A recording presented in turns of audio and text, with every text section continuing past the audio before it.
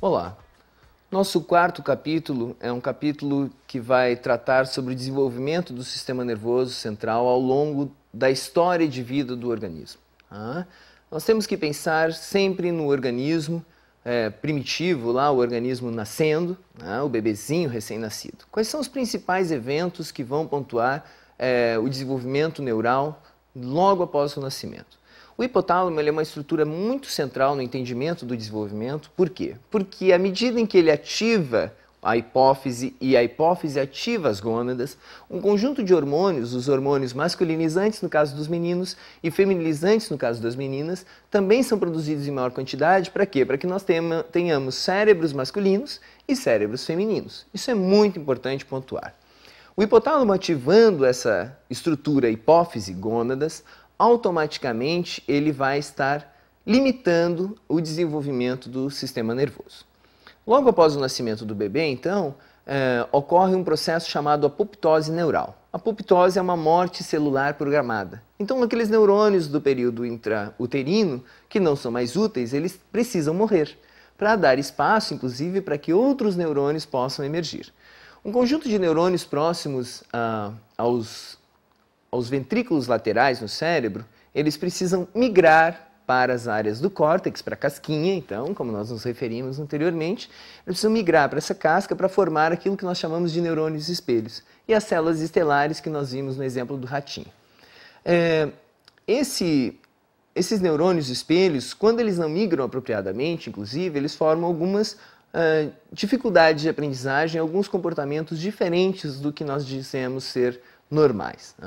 Um desses exemplos é o autismo. O autismo é uma má formação dos neurônios espelho devido a uma má migração logo após o nascimento dessas células neurais. No segundo momento, a partir da segunda infância, a partir dos 2 anos de idade até aproximadamente 6, 7 anos de idade, nós vamos ter um processo chamado exuberância sináptica. Nesse momento, novas células neurais emergem, ocorre uma desativação do neurônio do hipotálamo. O hipotálamo não ativa mais a hipófise, que não ativa mais as gônadas.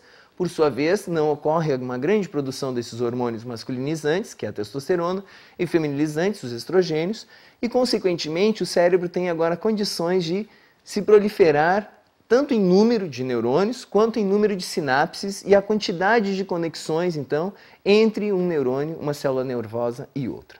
Quanto mais estimulado for o organismo, consequentemente, mais sinapses vai ter. Eu sempre gosto de dar um exemplo aí da vida do Mozart. O Mozart, o pai do Mozart, era um indivíduo, era um músico. Conta a lenda que desde os 3 anos de idade, o pai do Mozart, enquanto compunha, colocava o Mozart no seu colo. Imagine só o movimento e mais o som sendo produzido pelo cravo, enquanto o pai do Mozart compunha. Isso tudo formatando o cérebro do jovem Mozart para a musicalidade. Aos 5 anos de idade, ele consegue então executar a sua primeira sinfonia completa, sendo bastante elogiado por isso.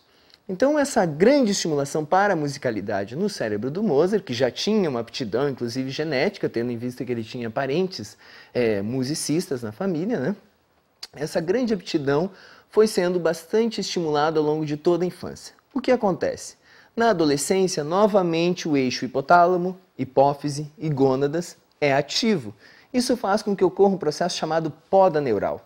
A poda neural é como uma árvore começa a se esparramar muito, e nós precisamos então cortar os seus galhos que estão ou incomodando. Geralmente a gente usa aqueles galhos que não estão produzindo muitos frutos. Mais ou menos na adolescência é isso que nós precisamos fazer enquanto educadores.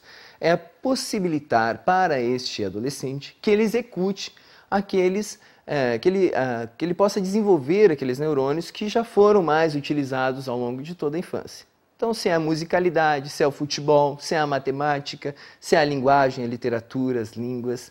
Então, nós precisamos estar estimulando esse cérebro para que ele possa sofrer essa poda, ou seja, perder aqueles neurônios que não estão envolvidos nessas habilidades preferenciais do adolescente e, consequentemente, esse adolescente, à medida que ele continua executando aquele comportamento, vai sofrer um processo chamado mielinização axônica. A mielinização axônica, nós já discutimos no capítulo 2, é o processo pelo qual ocorre um engrossamento, um aumento na espessura das fibras nervosas. Posteriormente à adolescência, o cérebro já está relativamente bem formatado e o cérebro adulto ele sofre modificações essencialmente por meio da neuroplasticidade.